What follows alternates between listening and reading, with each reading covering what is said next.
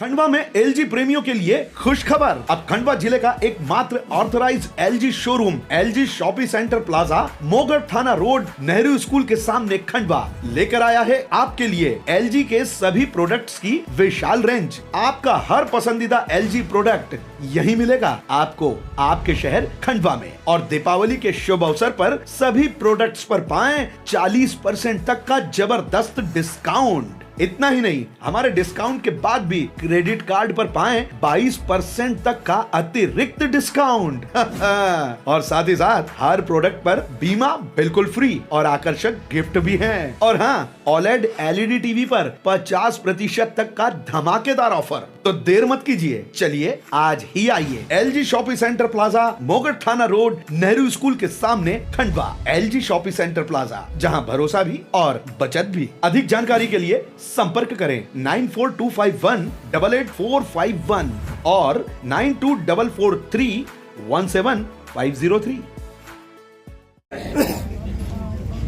भारत माता की जय। मध्य प्रदेश के स्थापना दिवस, ये गौरव दिवस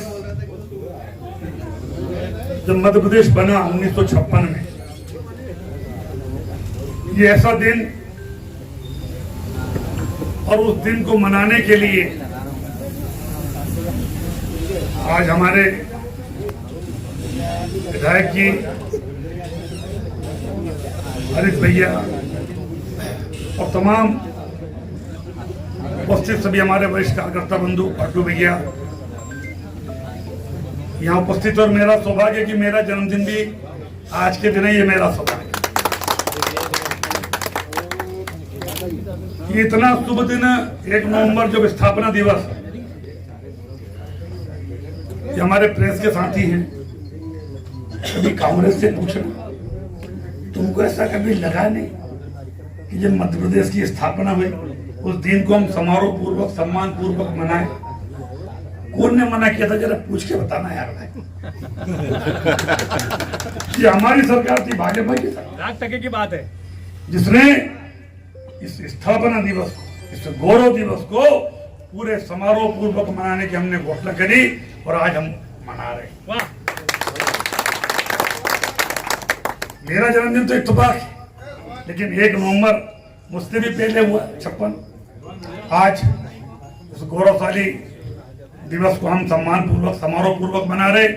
और केवल हम ही नहीं मना रहे, 5000 हमारे छात्रावास हैं, वो छात्रावास दिवस को भी हमने मध्य प्रदेश के स्थापना दिवस के साथ मना दिया।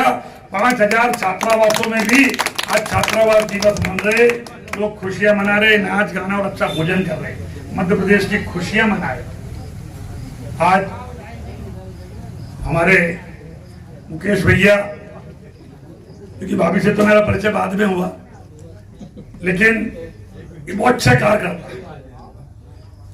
एसटी समाज में ऐसे बहुत कम लोग मिलते हैं जो अच्छे कार्य करता।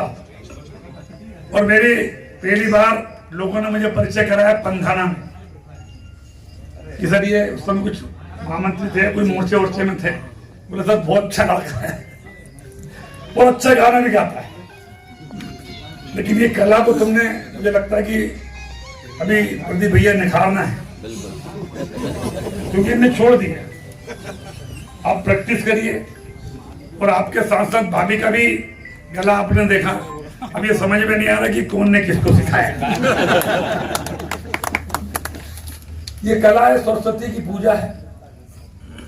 हम तो एक लाइन नहीं गा सकते, लेकिन आप इसको जिंदा रखो। कैसे हम जिंदा रखें? धर्म, समाज, भजन गाओ, भजन सीखो। और इस कला को जिंदा रखना, मैं समझता हूं कि राजनीति में इसका बहुत फायदे भी है। केवल विधायक नहीं है, और उसके बाद दादाजी ने मुकेश भैया को उस समय मौका नहीं दिया, लेकिन कहीं ना कहीं दादाजी की भी नजर होगी। और उस परिवार से फिर भाभी जी जिला पंचायत की सदस्य बनी, अध्यक्ष बनाया हम लोगों ने, और अध्यक्ष बनते बनते ये तय हो गया था कि अब नेक्स्ट विधायक ही हो।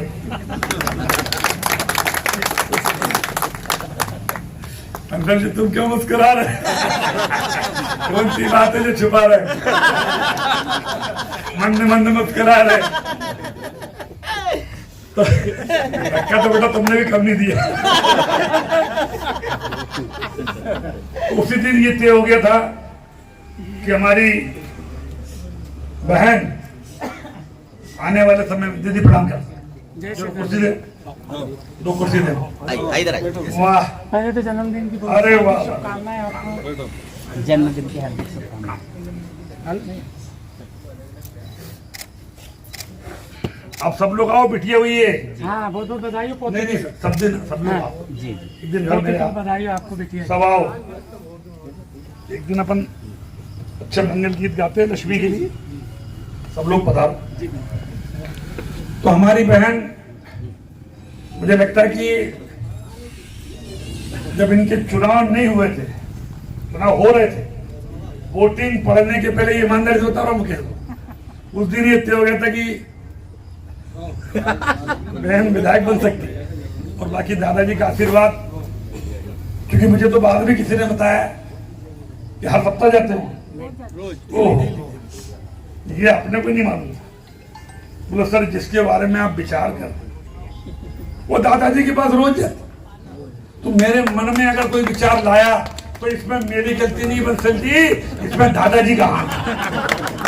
इसमें विधायक बनाने में मेरे को, मेरी बहन को विधायक बनाने में मेरा हाथ नहीं डाला, क्योंकि विचार कहाँ से आया। रोज जा उनने हिसाब किताब लगा के एक दिन मेरे खान में बोला रोज आ रही मेरे पास विधायक। तो उसमें मेरे तो केवल वो आहुति डाली मैंने, बाकी तो सब उसका ही है। तेरा तुझको अर्पण। और मैं भी आज उनका आशीर्वाद लेके आया हूँ कि राजनीतिक जीवन में हम सेवा का माध्यम है और राजनीति के माध्यम से जनता की सेवा करें, वही हमने इन लोगों को भी मूल मंत्र दिया है। और आप देख रहे हो कि हर छोटे से छोटे काम में जो दीनदयाल जी की अवधारणा है उसको सामने रख करके दोनों पति पत्नी पूरा समय दे रहे, क्षेत्र में दौरा कर रहे और एक अच्छा जनप्रतिनिधि के रूप में अपना दायित्व निभा रहे हैं। भविष्य में और विधानसभा यहाँ बढ़ने वाली है। 30% हमारी बहनों का आरक्षण हो गया है, तो और आपके चांस और तकड़े हो, क्योंकि बहनों की जगह भैया नहीं लड़ सकता, भैया की जगह बहन लड़ सकती है। और 30% लगभग आरक्षण सांसद और विधायकों में जो 27-28 में जो चुनाव होंगे उसमें वो लागू हो जाएगा। और ये हमारी बहनों के लिए भी अच्छी बात है कि राजनीति के माध्यम से जैसे आप घर चलाते हो वैसे ही राजनीति चलाओ और अपन देख लेंगे मुकेश भाई अपना जो होगा। मैं भी तुम्हारे साथ ही हूँ। अच्छा थोड़ी बहुत गुंजाइश तुम्हारी तो मेरे यहाँ तो वो भी नहीं है। में जिसका भाग होगा वो बनेगा। आज ढेरों शुभकामनाएं विधायक जी को, सभी बीजेपी के कार्यकर्ता बंधुओं को। और ये आज एक बड़ी सौगात हम अपनी विधानसभा में दे रहे हैं, सस्ती दवाई। प्रधानमंत्री जन औषधि केंद्र, जहां बाजार से मिलने वाली 30% से 90% सस्ती दवाइयां अगर मध्य प्रदेश में कहीं मिलेंगी तो आज के बाद हरसूद में, खालवा में मिलेगी। पहला जन औषधि केंद्र वो खालवा में आज खुलने जा रहा है, अभी मैं वहीं जा रहा हूं। और वो चलाएगा कौन? उसी ब्लॉक का आदिवासी बच्चा जिसने बी फार्मा किया है, उस दुकान का रन करेगा। और ये सब अच्छे तरीके से सक्सेसफुल हो गया तो ST/ST के बच्चे भी मेडिकल की दुकान चलाएंगे। ये पहला दिया है जो आज हमने जलाया है। बाद में 58 ब्लॉकों में ST/ST के बच्चे ये दुकान चलाएंगे ताकि अपने पैरों पे वो खड़े हो जाएं। और ये अद्भुत और अनोखा प्रयोग आज हमने करने जा रहा है।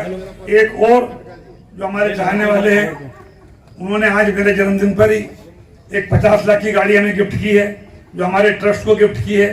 जो हमने कहा हमें कुछ नहीं चाहिए, जीवन रक्षक एम्बुलेंस है।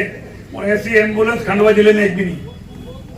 अभी घर पे खड़ी है, तो उसका बात तो नहीं कर रहे, लेकिन उसका जरा विधिवत नाम हम लिख करके वो अपने ट्रस्ट को दान करिए उन्होंने। और आशापुर में रहेगी, गंभीर रूप से मरीजों को जो हो जाएंगे उनको केवल डीजल पेटे वो गाड़ी उपलब्ध रहेगी और वो खंडवा छोड़ने के काम आएगी, आशापुर में रहेगी। वो भी हम लोग आज नहीं कर रहे, लेकिन आज आ गई, मेरे घर में दे दी हमने। भगवान ना करे कोई दुर्घटना हो और गाड़ी में सब आधुनिक सुविधाएं हैं, वेंटिलेटर तक की स्थिति है, और वो खंडवा तक उसको सुरक्षित लाएं। और हम कोई किराया नहीं लेंगे, ड्राइवर हमारा रहेगा, फ्री में चलाएगा, डीजल भर आपको डालना पड़ेगा ये पहुँचाने के लिए। और उसी तरह अगर उसको यहाँ लाए और इलाज अच्छे से कराएंगे, 5 लाख का इलाज उसको भी प्रधानमंत्री से भी दिलवाएंगे, सारी सेवा करेंगे। और उसके बाद भी अगर ऊपर वालों ने आई गई होगी और वो चला गया, तो फिर एक 20 लाख की एयर कंडीशन गाड़ी वो भी हमारे चाहने वालों ने आज हमको दी है, जो क्या बोलते हैं उसको, अंतिम रथ, क्या नाम है, सौवाहिनी नाम नहीं रखेंगे, हाँ कुछ भी एक अच्छा नाम रखेंगे, अभी कुछ नाम नहीं रखा है, हम ढूंढ रहे हैं कि उसका नाम अच्छा मिले। और वो एयर कंडीशन है, क्योंकि जो जिसके कोई परिजन नहीं रहता, वो इतना दुख में रहता है, वो डब्बे में डाल के ले जाते हैं, तो वो एयर कंडीशन स्वर्ग रथ वो भी हमको आज किसी ने दी है। और वो भी अभी हम आज उद्घाटन उसका नहीं कर रहे, उसका इंतजार कर रहे, और बाद में वो भी आशापुर में रहेगी कि गलती से भगवान न करे कोई, तो उसको भी ले जाएंगे। और उसके अंदर एक जो डब्बा है एयर कंडीशन, एक फ्रिज है, वो फ्रिज भी एयर कंडीशन है कि कोई बार लाते लाते बॉडी खराब हो गई, और वो गाड़ी में भी चलेगा एसी, और घर में रख दो तो भी एसी चलेगा। मान लो किसी के, ये मेरे को विचार क्यों आया, हमारे यहाँ पे एक व्यक्ति खत्म हो गया, उसका बेटा मिलिट्री में था, गर्मी का टाइम था, उसका बेटा 3 दिन बाद आया, और गर्मी के कारण बॉडी डिकम्पोज होने की स्थिति में थी। वो अपना चाहने वाला था, उसने मुझे बहुत गाली बकी, बोले यार विधायक जी 3 दिन मेरे बाप को न पाया, उनका बेटा जंगल में कैसे रहता। तो उसी दिन मैंने सोच लिया था कि भगवान ना करे ऐसी स्थिति किसी के पास आए, 3 दिन 5 दिन किसी की बॉडी को रखना है, तो हमारे पिताजी का हमने एक ट्रस्ट बनाया है, और वहां पर वो मशीन हम लेके रखे हैं कि कभी गलती से हमारे विधानसभा का कोई हो और 3 दिन वेट करना पड़े, तो वो मशीन गाड़ी में से निकाल के उसके घर लगा देंगे। जब तक उसके परिजन नहीं आए तब तक वो उसमें डब्बा भी ऐसी, गाड़ी भी ऐसी, एम्बुलेंस भी ऐसी, भगवान न करे कभी आपको जरूरत पड़े किसी भी चीज की, पर ये सारी व्यवस्थाएं, और दवाई भी सस्ती, ये सारी व्यवस्थाएं जन्मदिन पे हम कर रहे। हम क्या कर रहे, करने वाला तो दादाजी है। आज आप सब लोग, ये हमारे बहनें आई हैं दुआ देने, इनकी दुआ से मेरे घर में भी लक्ष्मी आई है, और अभी हमने इनसे निवेदन किया है कि आप सब लोग आए, पधारें, एक दिन बाबा से आज भैया बात करो, सबको बुलाओ, लक्ष्मी जी की खुशियां मना, बिना लक्ष्मी कुछ नहीं होता है, सब फर्जी, कोई काम नहीं होता है। मिठाई नहीं खिलाओगे, खुशियां नहीं मनाओगे, बिना लक्ष्मी कुछ होगा क्या। इसलिए साक्षात लक्ष्मी आपके आशीर्वाद से आई है, एक दिन पधारो, बड़ा कार्यक्रम करते हैं, और आप सब लोगों से दुआएं लेते हैं ताकि हमारी लक्ष्मी माता ढक्कन खोल के रखे। तो वो कार्यक्रम भी अपन करेंगे। आज पुणे पंडित जी को हमारे विधायक जी ने जो वाहन उपलब्ध कराया है, पंडित जी वो आपको ढेरों शुभकामनाएं, अच्छे जनप्रतिनिधि होने से। पंडित जी भी पहले साइकिल दी, बहन ने तकलीफ थी पंडित जी को, फिर पंडित जी ने स्कूटर मांगी, वो भी इन्होंने दे दी। बेटा बरसात में ये मत बोलना कि पानी आता कार दे दो।